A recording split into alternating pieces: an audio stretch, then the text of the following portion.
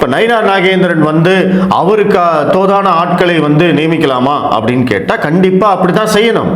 அவருக்கு தலைவர்னு ஒரு பதவி கொடுத்திருக்காங்க. அவர் அதுல சாதிச்சு காட்டணுமா வேண்டாமா? அவர் வந்து அதுக்காக அண்ணாமலை என்ன செஞ்சாரோ அதையே வந்து அவரும் பண்ண முடியுமா? இல்ல அண்ணாமலை வந்து அதற்கு முன்னாடி தலைவர்கள் என்ன பண்ணாங்களோ அதை தான் பண்ணாரா? கண்டிப்பா கிடையாது. ஒவ்வொருத்தருக்கும் ஒவ்வொரு தனித்திறமை இருக்கு.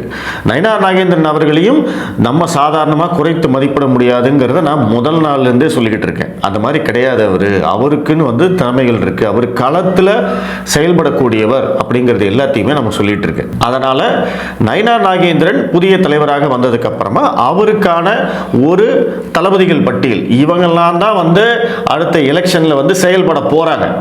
ஸோ அந்த ஒரு விஷயத்தை வந்து அவர் தெளிவா பண்ணியிருக்காரு. நிறைய பேர்த்துக்கு பதவி கொடுத்திருக்காரு. நிறைய முக்கியமான நபர்களுக்கு ஏற்கனவே பதவியில் இருந்தவங்களுக்கும் கொடுத்திருக்காரு, புதிய நபர்களுக்கும் கொடுத்திருக்காரு. எஸ்ஜி சூர்யா, அஸ்வத்தமன், வீர திருநாவுக்கரசு, கருப்பு முருகானந்தம், இந்த மாதிரி நிறைய ஏற்கனவே நம்மளுக்கு தெரிந்த முகங்களுக்கு அவங்களுக்கு பதவி கொடுக்கப்பட்டிருக்கு. புதுசாக பார்த்தீங்க அப்படின்னா குஷ்பு சுந்தர் அவர்களுக்கு வந்து துணைத் தலைவர் பதவி கொடுக்கப்பட்டிருக்கு.